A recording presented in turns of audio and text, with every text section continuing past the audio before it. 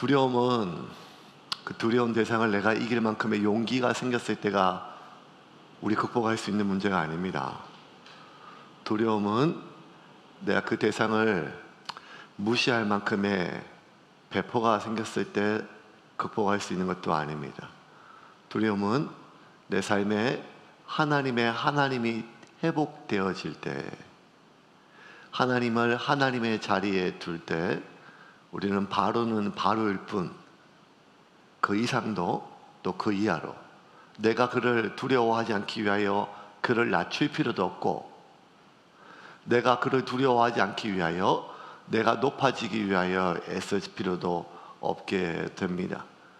하나님을 하나님 자리에 두는 것, 내 삶에 하나님의 하나님 되심이 회복되는 것, 그것이 우리가 일상의 삶 가운데 경험할 수 있는 구원 경험입니다.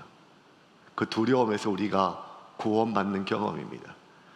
내가 나로 하여금 짓누르는 그 상황 속에서 나로 하여금 끊임없이 잡아당기는 그 사람으로부터 우리가 구원받는 것은 하늘에서 유황불이 내려오고 땅이 갈라지는 엄청난 기적이 아니라 내 삶 가운데 지금 내 안에 계신 그 하나님을 하나님의 자리로 우리가 올려두는 것입니다. 그런 의미에서 이 예배는 우리가 하나님의 하나님 되심을 고백하는 자리입니다. 찬양을 통해서 오직 주님만이 나의 반석이십니다. 오직 주님만이 나의 산성이십니다. 내가 지난 일주일 동안 나를 지킬 산성을 쌓기 위해서 애썼습니다. 지난 일주일 동안 내가 나를 지지해 줄 반석을 찾기 위해서 애썼습니다. 하지만 하나님이 지금 내가 고백합니다. 오직 주님만이 나의 산성이십니다. 오직 주님만이 나의 반석이십니다. 그렇게 고백할 때 우리 안에 뭐가 생기는가 하면 평안이 생깁니다. 평안이 생깁니다. 내가 쌓은 산성이 약해질 때, 내가 찾은 반석이 연약할 때 우리의 용기는 흔적도 없이 사라지지만 내 안에 계신 하나님이 나의 산성이시고 나의 반석 되심이 회복되어질 때, 그때는 용기가 아니라 세상이 줄 수도 세상이 알 수도 없는 그런 평안이 우리 가운데 생깁니다. 여러분 믿으십니까?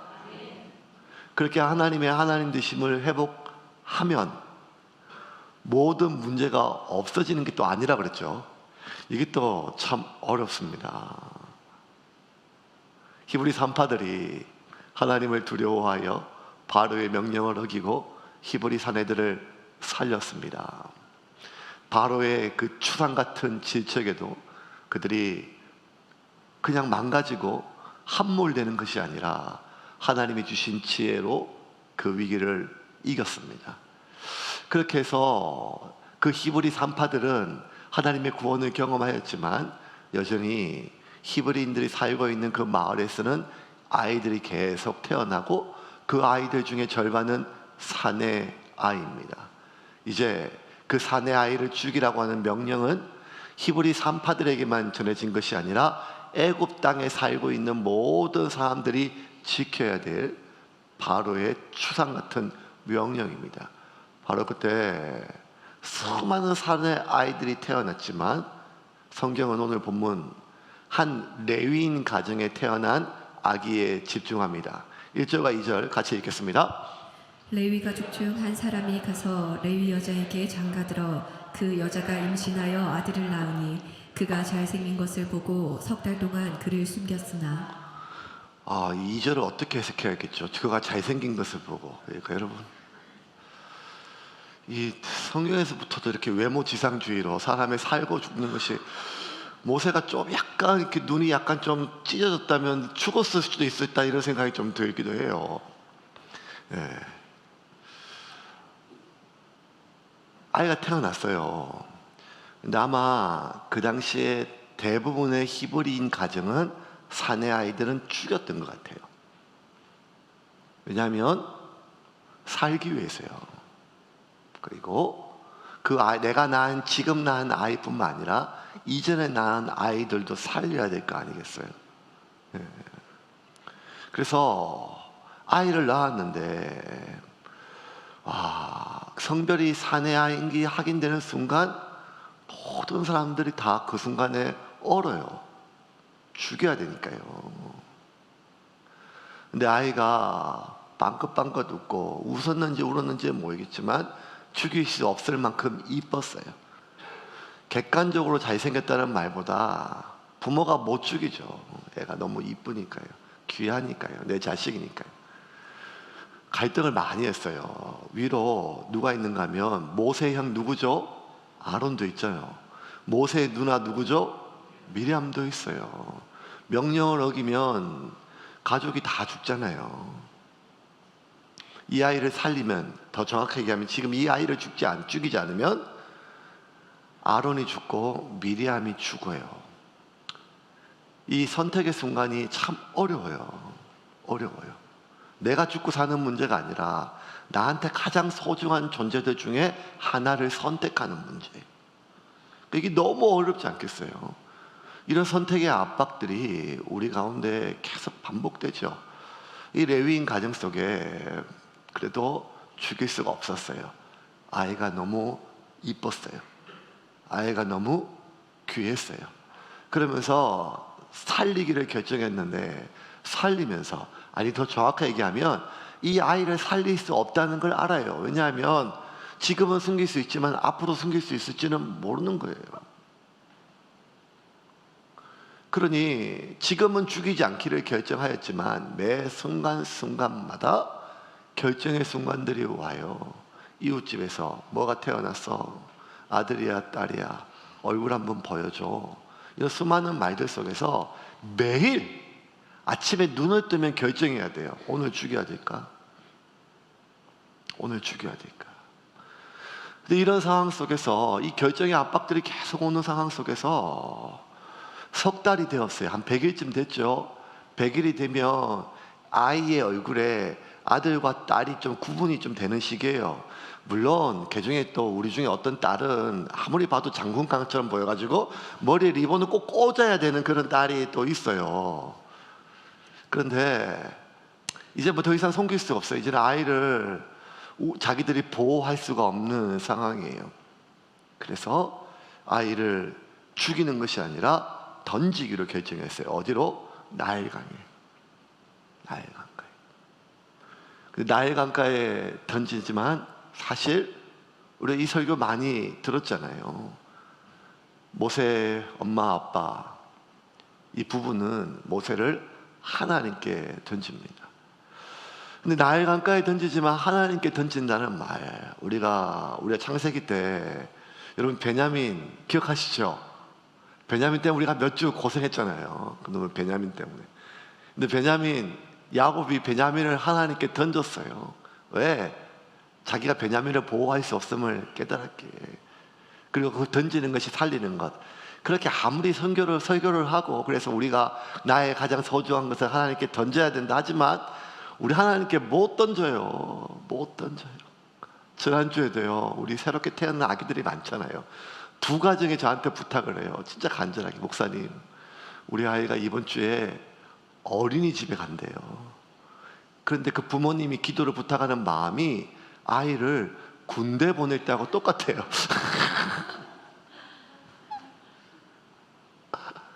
제가 군대 가 있는 요한이 위하여 기도하듯이 그 아이를 놓고 기도했어요. 그리고 저녁에 걱정이 되더라고요. 그래서 한 집에는 밤 9시 넘어서 전화했어요. 잘 적응했냐? 괜찮냐?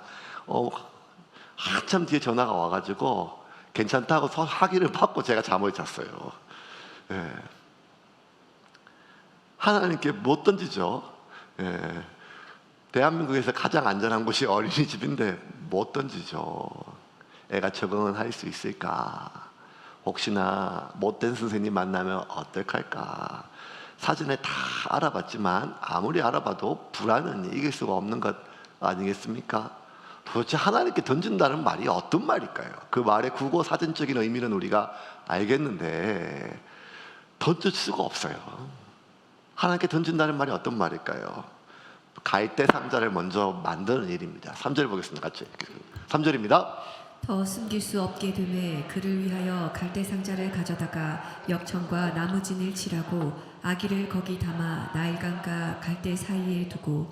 나일강에 갈대가 두 번 나와요. 나일강에 갈대가 되게 많아요. 그 갈대를 모아가지고 상자를 만들었어요. 그리고 물이 셀까봐 역청을 방수를 처리를 한 거죠. 갈대 상자라고. 상자란 말이 히브리어 테바예요. 테바 기억나세요 혹시? 창세기 때 했는데 기억날 리가 있겠습니까? 노아의 방주할 때 방주가 테바였어요. 히브리 원어로. 그러니까 작은 갈대 상자나 아니면 이 거대한 이 건물보다 훨씬 더 큰 거대한 배 같은 항공모함 같은 그러한 큰 방주나 똑같이 테바라고 하는 단어를 했어요. 이 테바의 뜻은 뭔가 하면 방향을 결정할 수 있는 키가 없어요. 속도를 조절할 수 있는 풍이나 돛이나 노가 없어요. 심지어 어디를 가고 설 수 있는 정착을 성취할 수 있는 닷도 없어요. 아무것도 없는 한국말로 번역하면 멍텅구리 상자, 멍텅구리 배, 이게 테바예요. 테바. 그래도 노아 때 만들었던 테바는 120년 동안 만들어서 100년이 넘게 만들고 컸으니까 안정감이라도 있잖아요. 근데 이거 쬐끄만 갈대로 만든 보잘것없는 상자에 그 이쁜 아이를 담아야 되니까 얼마나 여러 가지 마음이 들겠어요. 상상을 해보세요. 오늘 아침에 아니 이미 벌써 오랫동안 결심하다가 더 이상 미룰 수 없는 결심을 해요. 잠자리에서 남편이 아내에게 얘기를 해요. 내일 던지자. 안 돼요. 조금만 더. 내일 던지자. 계속. 그렇게 하다가 아침에 남편이 갈대를 만들어서 상자를 만들어요. 옆에서 요게벳 씨 아내가 계속 눈물이 나지 않겠어요? 그 갈대 상자에 애를 어떻게 버려요? 그래서 계속 옆에서 재촉을 하죠. 조금 더 촘촘하게, 역청을 더 진하게, 안에도 바르고 밖에도 발라줘. 아무리 얘기를 해도 여러분 그걸 아무리 튼튼하게 만들어도 그냥 테바는 테바일 뿐. 그런데 여러분 우리가 하나님께 던진다는 말은 갈대 상자에 집중하는 것이 아니라 하나님께 집중하는 거예요. 하나님께 던지는 거예요. 근데 신기하게도 여러분 이 테바가 나올 때 두 분 다 하나님은 노아이든지 아니면 모세의 부모든지 간에 이 테바를 만들라고 명령하셨다는 거예요. 이게 중요해요. 노아는 100년이 넘는 시간 동안 자기를 보호할 테바를 만들었어요. 이 부모도 그 많은 시간은 아니지만 정성껏 만들었어요. 그래서 여러분 하나님께 던진다는 것은 몰라 어떻게 되겠지라는 무책임이 아니에요. 하나님께 내 자녀를 던지고 하나님께 내 자신을 던진다는 건 뭔가 하면 최소한 나를 보호하고 나의 소중한 그 사람을 보호할 수 있는 것을 정성껏 만든다는 것을 뜻해요. 그래서 무작정 기도만 하면 하나님께 대여하고 1년 365일 그냥 교회만 앉아있는 것이 믿음의 사람이 아니라는 거예요. 하나님이 테바를 만들라 그랬어요. 가장 중요한 테바가 가정이에요. 가정. 하나님이 제일 먼저 만들어주신 테바가 가정이에요. 아담과 하와 그로부터 마음을 다하고 뜻을 다하여 목숨을 다하여 하나님을 섬길 뿐만 아니라 정성을 다해서 가정을 만들어야 돼요. 내 삶의 기반을 만들어야 돼요. 이거 부정하면 안 돼요. 그게 믿음이 아니에요. 광신이에요. 미신이에요. 만들어요. 그런데 하나님께 던진다는 말은 무엇인가 하면 그렇게 테바를 아무리 만들어도 여러분 우리가 집중해야 될 건 뭔가 하면 최선을 다해서 만들었지만 내 핏덩어리 아이를 남겨줄 그 창자기를 만들었기에 얼마나 정성껏 만들었어요. 하지만 그럼에도 불구하고 내가 던질 때는 그 갈대 상자에 집중하는 것이 아니라 하나님이 어떻게 하실까에 집중한다는 거예요. 하나님께. 왜냐하면 아무리 갈대 상자를 잘 만들어도 그 갈대 상자의 안전성에 집중하고 얼마나 안전할까, 이 갈대 상자의 내구성에 집중해서 얼마나 오래 갈까, 이 갈대 상자의 견고성에 대해서 그 위험물로부터 어떻게 보호할 수 있을까? 여기에 아무리 집중해도요, 여러분, 그 갈대 사이 스물스물 배어오는 그 불안감을 어떻게 이길 수가 있겠어요? 하나님께 던진다는 것은 정성을 다해서 갈대 상자를 만들지만 그 갈대 상자에 내 소중한 존재를 넣을 때는, 던질 때는 그때부터 이제부터는 갈대 상자가 아니라 하나님께 집중하는 거예요. 하나님께. 이게 하나님께 던지는 거예요. 그렇게 하나님께 던진다는 말은 그렇게 갈대 상자에 아이를 넣어서 나일강의 갈대 사이에 던졌어요. 놓았다고 했지만 던진 거죠. 그러면 하나님께 던진다는 말은 이제 더 이상 나일강에 있는 위험성에 집중한다는 말이 아니에요. 악어가 있잖아요. 악어가 얼마나 독충들이 있어요. 얼마나 위험 요소들이 많아요. 그러면 갈대 상자를 아무리 잘 만들어도 나일강을 이길 수는 없어요.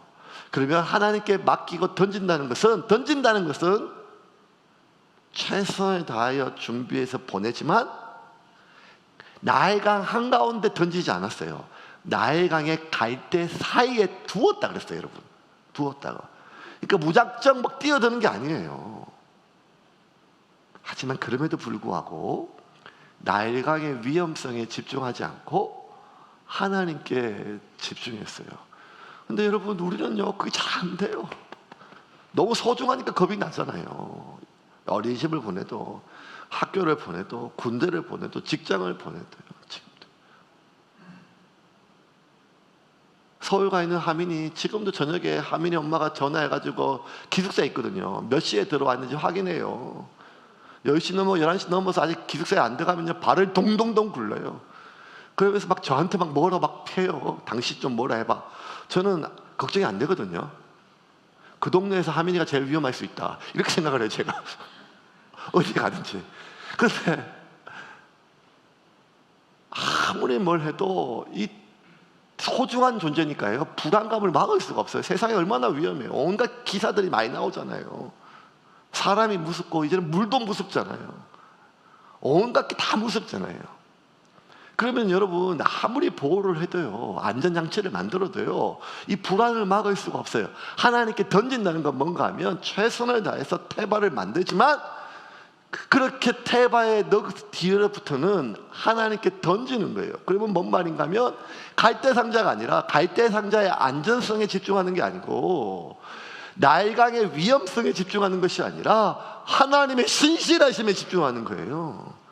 그런데 사탄은 어떻게든지 우리의 시선을 하나님의 신실함이 아니라 하나님에 집중하는 게 아니라 하나님에 집중되어 있는 우리의 시선을 돌려서 갈대 상자의 안전성에 집중하게 해요. 과연 안전할까? 이 안전자산, 나의 삶을, 나의 이 노후를, 경제력을, 관계를, 직장을, 이 세상의 위험성에 집중해요. 야, 이렇게 살다가 이 세상이 얼마나 험한데. 우리가 하나님께 집중하면, 예수님께 집중하면 물 위를 걸어요. 말도 안 되는 얘기예요. 하나님께 집중하면 베드로가 예수님께 집중하니까 물 위를 걸었어요.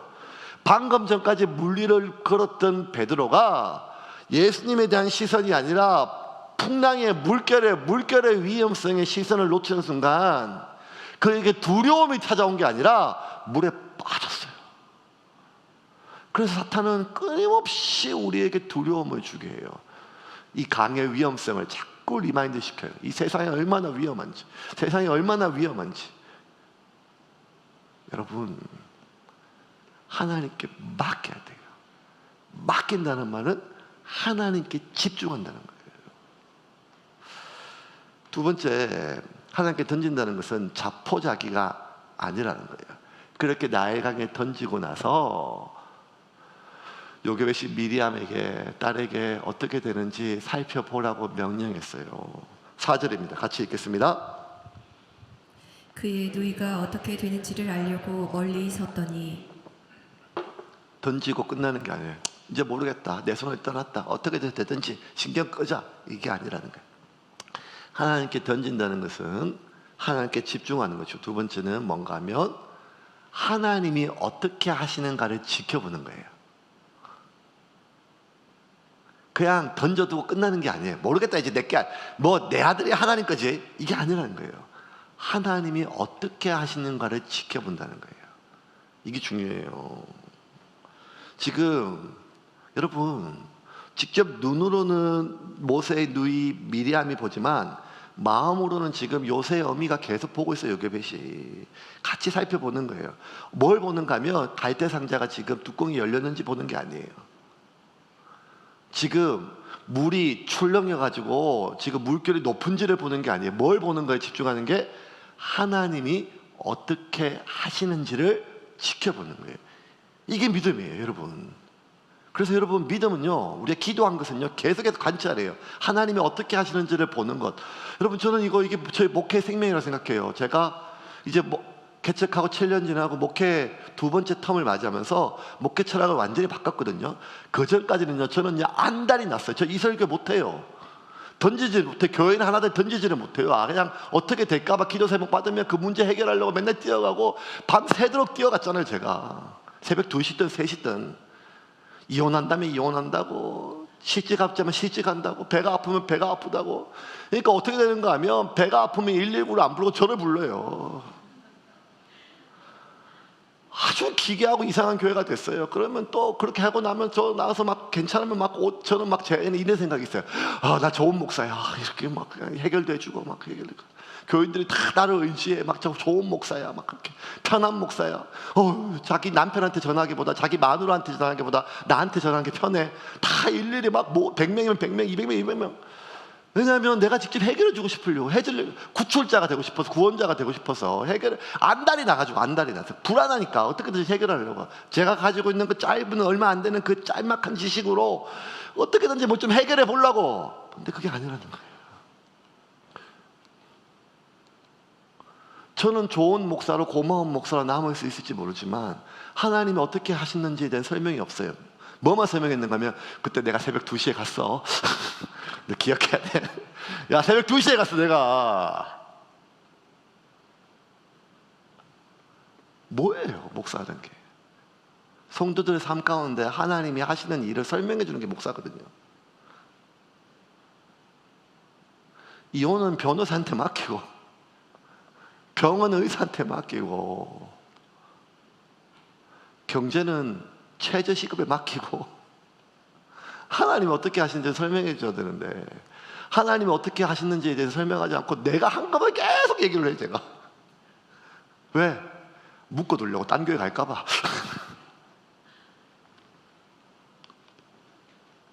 아니라는 거예요. 내가 너를 어떻게 키웠는데가 아니란 말이에요. 내가 너를 어떻게 키웠는데, 그게 아니라는 거예요. 하나님께 던진다는 것은 하나님이 어떻게 하시는지를 관찰하고 설명해 주는 거예요. 하나님이 어떻게 하시는가, 하나님이 어떻게 하신다는 관찰한다는 말은 물결이 일렁이도 내가 뛰어가지를 않는다는 거예요. 참아야 돼요. 하나님께 던지면 그때부터 참아야 돼. 이게 너무너무 어려워요. 제일 어려운 게 참는 거예요. 물결이 일렁이는데, 저기 물결이 막 와요. 그러면 지금 이거 뒤집힐 것 같아요. 그러면 얼른 가서 그냥 낚아채고 싶어요. 하나님 다시 못 맡기겠어요. 제가 들고 있을게요. 이게 아니라는 거예요. 하나님께 맡긴다는 것은 하나님이 어떻게 하시는가를 관찰하고, 하나님께 어떻게 하시는 일을 관찰하고, 하나님이 하실 때까지 기다린다는 거예요. 근데 물결이 와요. 뱀이 지나가요. 악어가 저 멀리서 와요. 그래도 기다릴 수 있는 부모가 누가 있겠어? 그런데 그걸 견디는 거예요. 왜? 하나님이 어떻게 하시는지를 믿고 기다리는 거예요. 근데 여러분, 이게 어떻게 가능해요? 어렵죠. 이게 너무너무 어려워요. 그냥 설교 말 허울 뿐인 말잔치처럼 여겨요. 근데 이게 모세의 부모가 어떻게 이게 가능했는가 하면, 히브리서 기자가 이렇게 얘기해요. 믿음으로 가능했다는 거예요. 히브리서 11장 23절 한번 볼까요? 같이 읽겠습니다. 믿음으로 모세가 났을 때에 그 부모가 아름다운 아이임을 보고 3달 동안 숨겨 왕의 명령을 무서워하지 아니하였으며. 믿음으로 그렇게 되는 거예요. 매일매일. 무슨 말인가 하면 오늘 하루도 믿음으로 길렀다는 거예요. 들킬 수 있잖아요. 두려움이 있었잖아요. 근데 이 사람들이 아이를 기른 것은 하나예요. 너무 이뻐서가 아니라, 그 이쁜 사람들이 다른 집은 안 이뻤겠어요? 근데 이들이 그 아이를 죽음의 위협 속에, 몰살의 위협 속에서 기를 수 있었던 것은 하나님이 이 아이를 지켜주신다고 하는 그런 믿음이 있어서 그래요. 믿음이 있어서 오늘 하루를 하나님께 맡겼어요. 근데 오늘 하루를 살았어요. 내일 하루도 하나님께 던졌어요. 내일 하루도 살았어요. 그렇게 매일 하루하루를 하나님께 던졌어요. 던졌더니 그날 하나님이 구원하시는 것을 경험했어요. 그렇게 여러분, 믿음은요, 내가 이렇게 하겠다, 죽으면 죽으리라고 하는 결심의 믿음이 아니라 그렇게 나를 던진 작은 던진들의 결과를 경험하는 게 믿음이에요, 여러분. 내가 죽으면 죽으리라. 그래서 죽을 일 말고는 사소한 거는 그냥 이제는 어겨도 괜찮아, 이게 아니란 말이에요. 매일 일상의 삶 가운데 작은 것들을 던지는 거예요. 던졌어요. 어떻게 나를 던져요? 어떻게 나의 강에 던져요? 그냥 오늘을 던지는 거예요. 오늘 하나님께 던졌더니 오늘 하나님이 지켜주신 걸 경험했어요. 그러니까 그런 작은 믿음의 건짐들, 오늘을 하나님께 던졌더니 오늘 하나님이 나를 건져주셨어. 그런 작은 건짐의 경험들이 계속 쌓이다 보니까 내 아이를 나의 강에 던질 수 있는 거예요. 그 나의 가에 아이를 던졌던 아이를 저 주변에 있는 수많은 악어와 물결들이 다가와도 내가 쫓아가서 아이를 건져내고 싶은 마음을 참을 수 있었던 것은 그 작은 100일간의 던짐이, 그리고 100일 동안 이어졌던 건져냄의 그 하나님의 경험들이 쌓였기에 하나님이 어떻게 하시는가를 잠잡고 견딜 수가 있는 거예요. 그렇게 견뎠어요.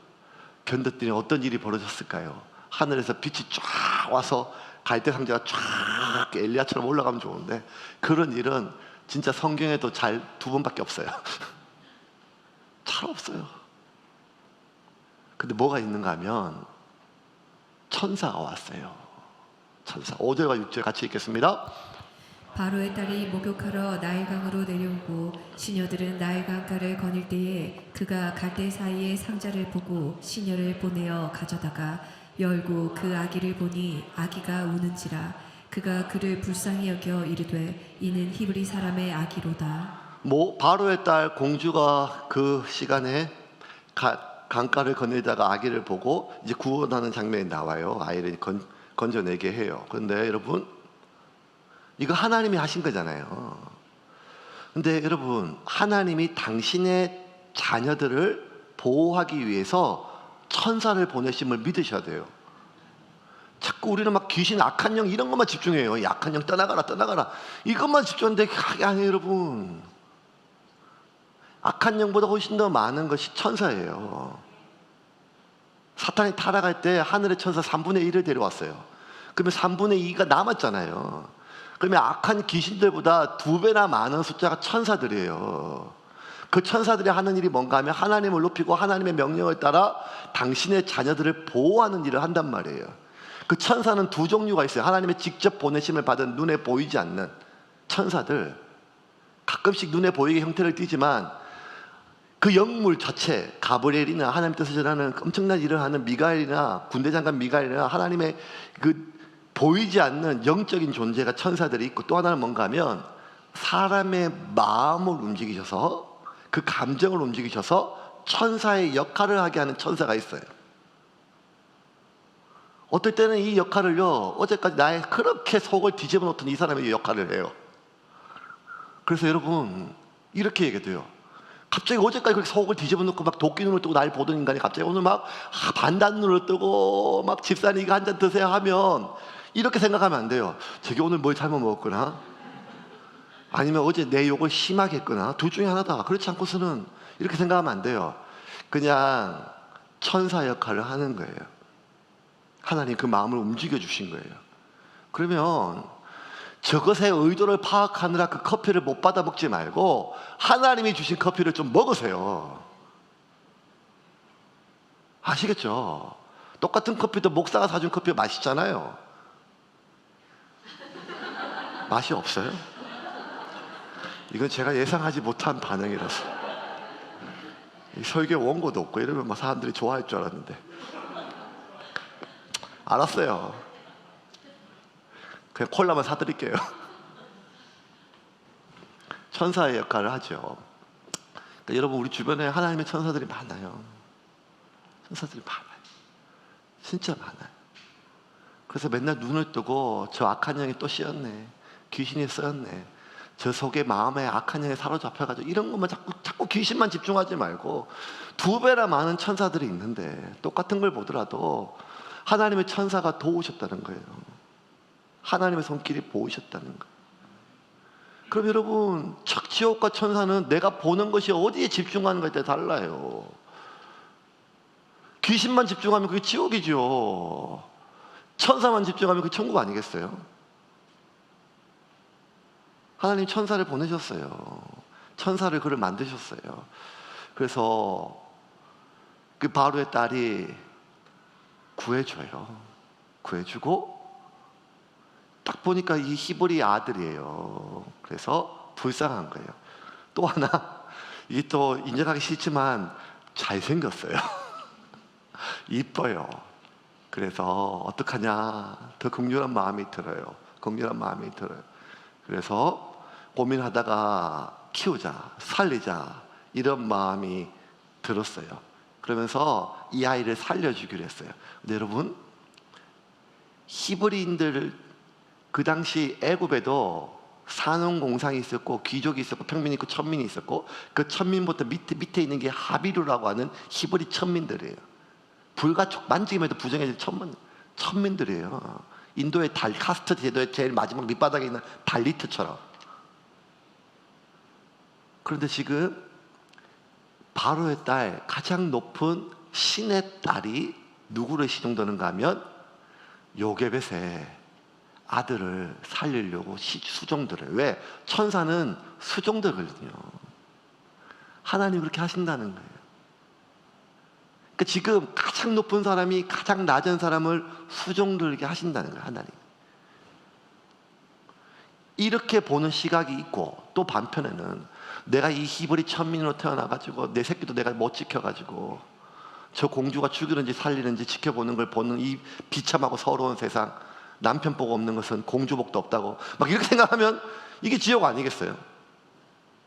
하나님이 지금 바로의 딸을 수종들게 했어요.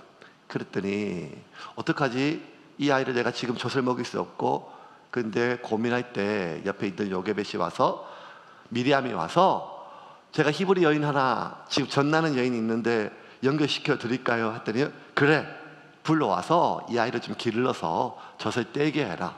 그래서 바로 엄마 불러와가지고 미리암이 모세를 품에 안고 집에 데려와요.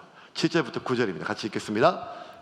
그의 누이가 바로의 딸에게 이르되 내가 가서 당신을 위하여 히브리 여인 중에서 유모를 불러다가 이 아기에게 젖을 먹이게 하리이까. 바로의 딸이 그에게 이르되 가라 하매 그 소녀가 가서 그 아기의 어머니를 불러오니, 바로의 딸이 그에게 이르되 이 아기를 데려다가 나를 위하여 젖을 먹이라. 내가 그 삭스를 주리라. 여인이 아기를 데려다가 젖을 먹이더니, 아침나절에 아들을 나일강에 던졌더니, 하나님께 던졌더니 저녁나절에 하나님이 그 아들을 내 품에 안겨주셨어요. 이번 주 월요일에 영진이 휴가 나왔거든요. 백골 부대에서 나와가지고 철원에서 버스 타고 와가지고 오션에서 제가 차 태워왔어요.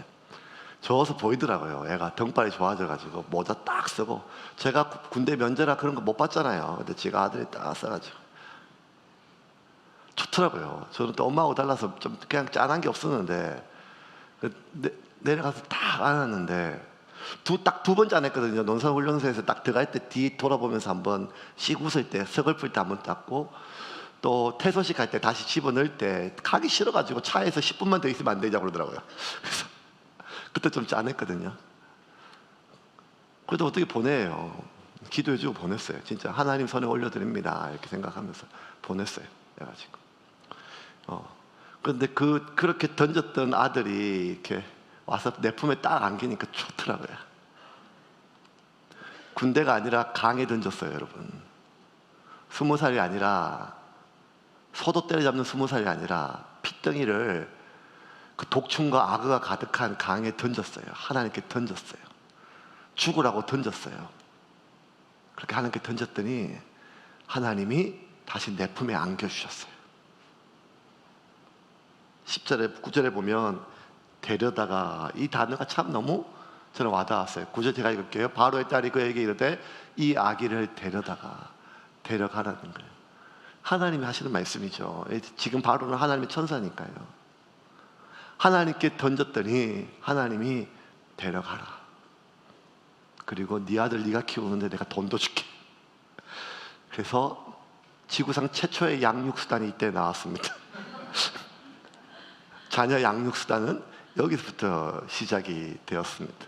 지 자식을 지가 키우는데 양육수단을 받고 아이를 키웠어요. 똑같아요. 어제도 이 아이가 집에서 이 요람에 누웠어요. 오늘도 요람에 누워요. 어젯밤에도 내 품에서 잠이 들었어요. 오늘도 지금 내 품에 잠들어요. 달라진 거 하나도 없어요. 근데 어제까지는 내 아들이지만 내 아들 아니었어요. 언제 죽을지 모르는 아들이었어요. 하나님께 던졌더니 똑같은 시간에 똑같은 공간에서 똑같이 하고 있지만 이제 내 아들이 됐어요. 평안과 함께. 이게 하나님께 던지는 거예요. 젖을 떼고 나서 이제 그 요게벳이 모세를 바로의 딸에게 데려다 줍니다. 10절입니다. 같이 읽겠습니다. 그 아기가 자라매 바로의 딸에게로 데려가니 그가 그의 아들이 되니라. 그가 그의 이름을 모세라 하여 이르되 이는 내가 그를 물에서 건져내었음이라 하였더라. 물에서 건져내었어요. 여러분, 이 말 누가 하는 말이에요? 하나님 하시는 말이죠. 건져내다. 이게 구원하다는 뜻이거든요. 구원하다는 뜻이 건져내다. 죄와 사망에서 건져내다. 내가 그를 건져내었다는 하나님이 하시는 말씀이죠.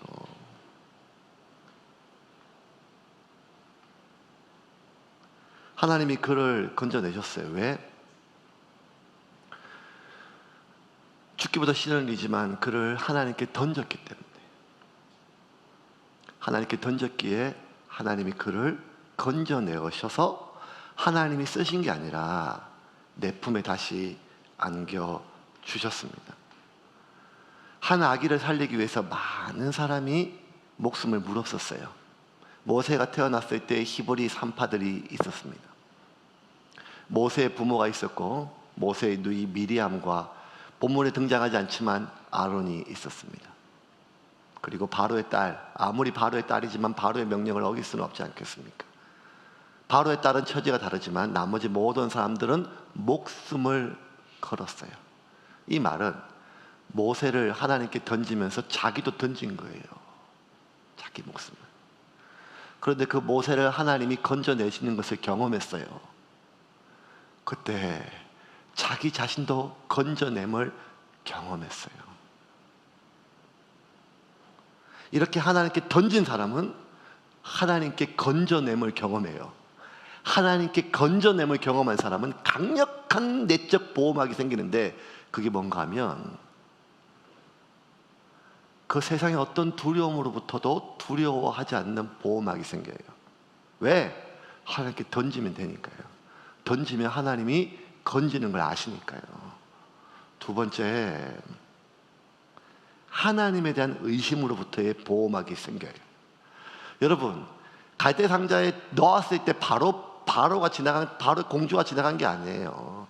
언제 지나간지는 아무도 몰라요. 오전인지 오후인지 저녁인지 아무도 몰라요. 그 긴 시간 동안 얼마나 많은 시간을 견뎠을까요? 물결이 일어나기 때 정말 하나님이 건져주실까? 하나님이 건져주실까? 그런데 하나님이 건져주셨다는 거예요. 그래서 시기와 때의 문제지 하나님이 나를 버리지 않는다는 믿음이 생기면 하나님에 대한 의심으로부터 보호막이 생겨요. 이제 말씀을 좀 정리하겠습니다. 오늘 1절부터 10절까지 한 절도 빠짐없이 다 씹었어요. 이제 이 구절 모르면 안 돼요. 아시겠죠? 그러면 신천지예요. 한 절 한 절 다 씹어가지고 입에 넣어줬으니까 여러분 말씀을 잘 정리해 볼게요.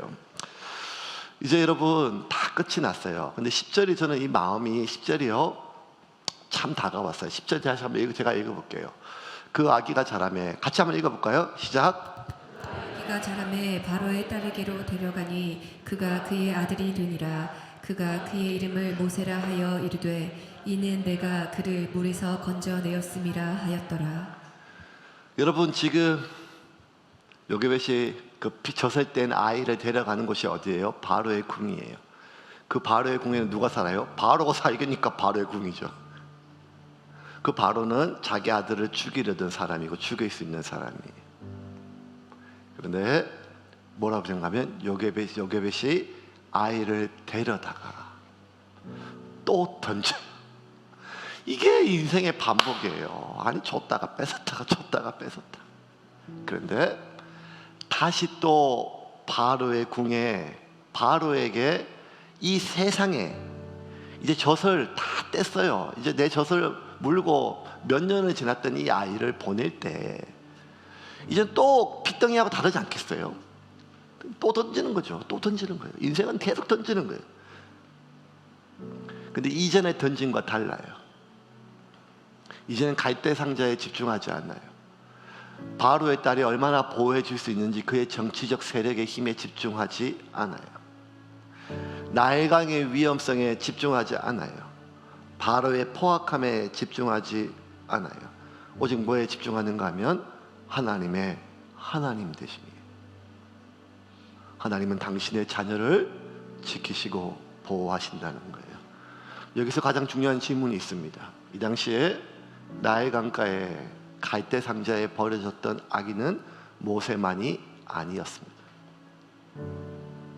수많은 어미와 아비들이 제 손으로 자기 새끼의 목을 조르지 못한 채 수천 년이 지난 지금 대한민국에도 신생아가 쓰레기통에, 변기에, 온갖 곳에 버려지는 것처럼 그 당시 대다수의 사람들은 아이를 나일강에 버렸습니다.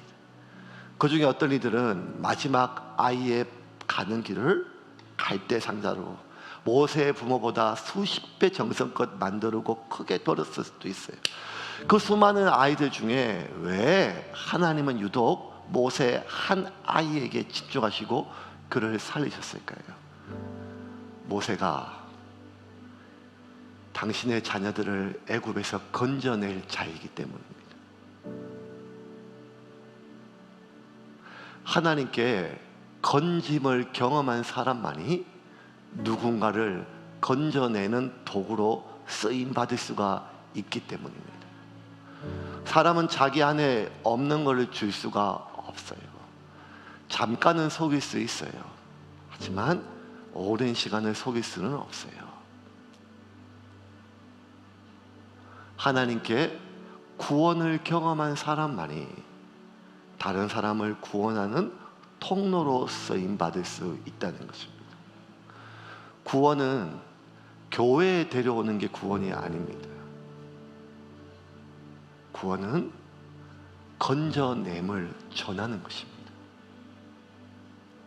그 건져냄은 내가 매일 날마다 하나님께 내 자신을, 나의 소중한 것을 던지는 자만이 그 건져냄을 경험할 수가 있는 것입니다. 사랑하는 여러분, 오늘날 많은 사람들이 하나님을 뭘로 쓰는가 하면 내 갈대 상자를 튼튼하게 만드는 데 써요. 하나님 역청이 더 두껍게 발리게 해주세요.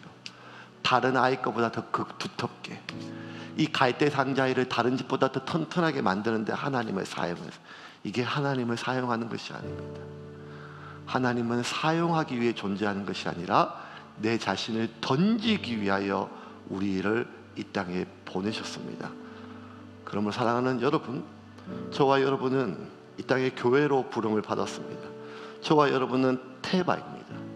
방주입니다. 누군가를 죽어가는 이 세상 속에서 구원할 도구로 쓰임받을 방주입니다. 그러기 위해서 나는 날마다 나 자신을 하나님께 던질 때 나를 다시 건지시는 하나님의 건짐을 통하여 하나님의 구원의 도구로 쓰임받을 줄을 믿음으로 고백하시기를 한 주 되기를 바랍니다.